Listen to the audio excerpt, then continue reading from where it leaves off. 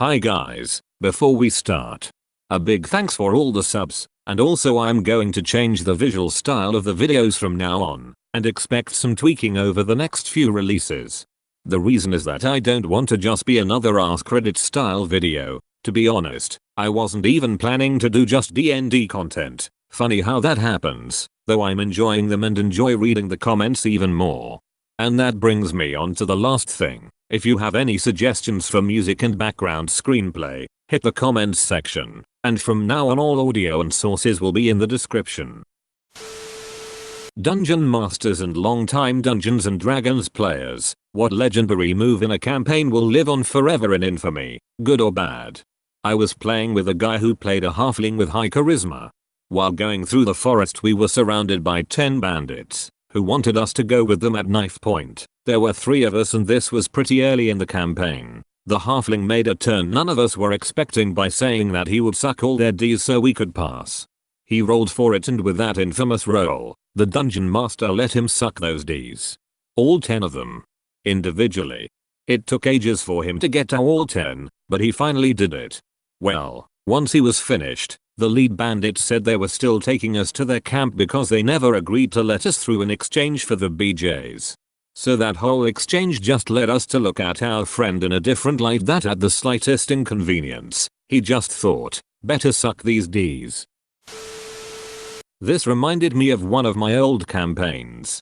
There we were chained to the walls in an orc stronghold. The orcs came in to question us. My friend in his wisdom decided to wiggle his pants down and attempt to helicopter his D to intimidate the orcs. It didn't work but he was persistent. Eventually the dungeon masters got tired of this and had the orcs chop his D off. Later in the campaign while we were clearing out the stronghold we stopped to cut open all the orcs in an effort to find my friend's D. We eventually did but didn't have a means to reattach it at the time. Cue us walking around the land carrying a shriveled half-digested D in our inventory trying to find someone to put it back on. We never did. My players tied 2 boats together and started a country. They call it Boatlandia. Over time they took over more boats and kept adding them to this boat city in the middle of the ocean. I've added a Boatlandia as a major city to every campaign I've hosted from then on out.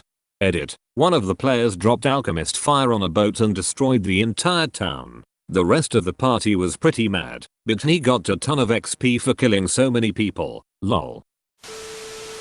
Our dungeon master was bringing the party from the backwoods of our elven village to the big human city for the first time, and this involved an encounter with a non-player character who really wanted to buy my mule with a totally legitimate drawn note, old Timmy check.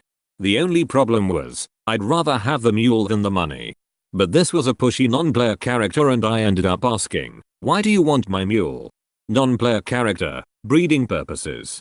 The entire campaign ground to a screeching halt as the entire party argued with the dungeon master that A. Mules cannot breed, B. It should not require a knowledge nature roll for my character to know this, and C. The dungeon master has clearly fumbled his Dutch check. Back to the game. In response to the nice elven hick ladies baffled, confused, how? The non-player character laconically responds, I have a device. This has been this friend group's catchphrase ever since. We needed to defeat a large dragon that would be difficult to fight, so we came up with a plan. We would frequently come up with creative solutions instead of just fighting the major enemies directly.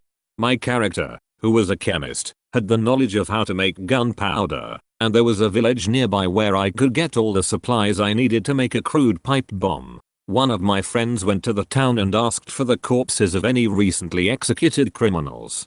He got high rolls during negotiations with the town's government. He then proceeded to put the 3 bombs that I had made inside 2 corpses. We then left the corpses outside of the place where the dragon lived, and hid nearby while waiting for it to come and eat them. It eventually came and swallowed them. The entire plan hinged on the fire mage. She rolled high and was able to ignite 2 out of the 3 bombs within the dragon's stomach, causing it to blow up in a gory explosion. At this time, I was dungeon mastering over Skype for some friends, including one I'll refer to as Paladin, since he always plays a paladin. It was one of my first times as dungeon masters, and I decided to pull a prank on Paladin. The party walked into a tavern. and was greeted by a woman who asked the party for help retrieving some heirloom that a gang of kobolds stole. The party finds the kobolds, kills the kobolds, grabs the heirloom, and returns to the lady. The lady thanks the party, drags Paladin to a back room of the inn, and closes the door. I now have my players' attention. She takes off her gloves. Everybody in the party isn't sure if this is really happening. She takes off her coat. Everybody is laughing now that they know that this is really happening. She takes off her skin. The party goes silent. Paladin is extremely nervous and confused. Turns out the lady was a succubus, and she nearly took out the party after mind controlling Paladin. We had fun that night. A few weeks ago, I played as a player for the first time. Before I had only been a dungeon master. I was playing a human celestial warlock with +4 charisma. A young dragon attacked the town, killing the mayor, and I think we were supposed to run, but we somehow defeated it.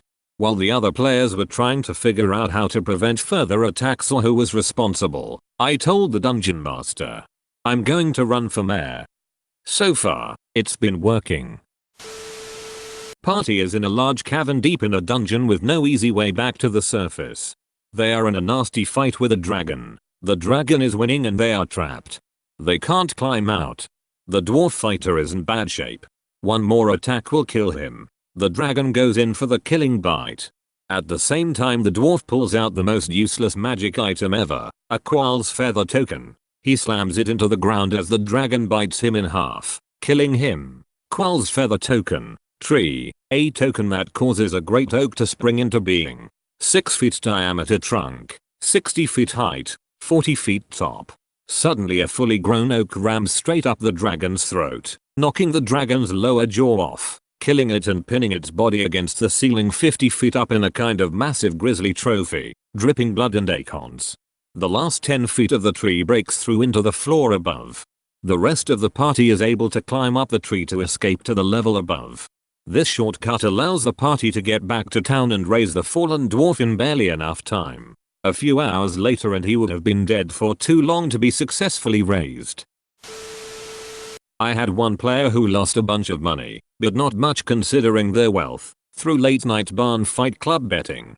Unreasonably upset about this, he determined to find out who handled the money, and it turned out to be party friend and confidant Bob the farmer. Well, he decided to follow Bob home, snuck up behind him and said he would like to hit him in the head with a club. Okay, no worries. Roll. Well, that's a natural 20. Bob goes down hard. Player scoops up the coins and books it out of there. Player immediately started beginning negotiations with the other players about how it would be better if instead he be allowed to rewind and replay that event. The players are dubious, but he eventually convinces them to agree to it, so he turns to me and says that he'd like to do it again. No dice.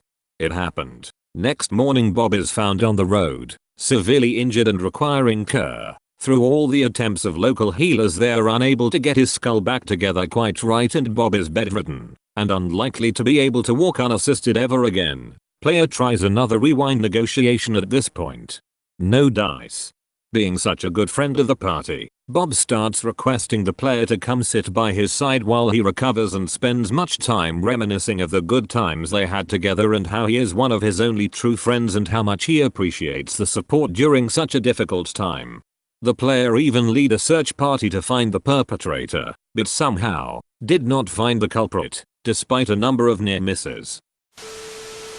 I had a character that constantly sought power due to having a little D complex. He was resurrected into a body with a micro penis. You see, the quicker and easier he could get power, the better, and he wouldn't heed the risks involved. When the opportunity arose for him to make a deal with the snake god Zehe, he took it. In exchange for becoming Zehe's vessel, he would be granted enormous power. He was obviously deceived by Zehe, snaked by the snake god, and he was transformed into a gargantuan snake right there inside the temple, which was near the center of the city. But before losing control of his body, he managed to shout for the entire city to hear as they bore witness to the giant beast that emerged from the city center. I got a big D. Good times. On my first time dungeon mastering Pathfinder, Dungeons and Dragons for people who don't like maths, it was also me and my entire group's first time playing tabletop. The pre-made mission was to go into a cave and kill the blackfang, who was a slightly weaker than normal black dragon. And by weaker than normal I still mean, a party of 4 level 1s is gonna die unless they're really effing lucky. The idea was to need to force a retreat or the encounter is almost certainly gonna end with a total party kill. And my group did. At first. Throughout the dungeon there are goblins and skeletons. The party had been RPing their effing hearts out and were on okay terms with the goblins, the ones they didn't kill. Cue them fronting up to their second encounter with the dragon with a effing squad of goblins and their skeleton best friends for lives. It was ludicrous, but they RP'd hard and so I'll let it slide. The big team combat was difficult but we made it work. Ended with the party shoving a goblin down the blackfang's throat to temporarily disable his breath attack and then ganking the F out of him. Stood out as a super memorable intro to Pathfinder, despite me basically dungeon mastering major parts of the game away because of the rule of cool.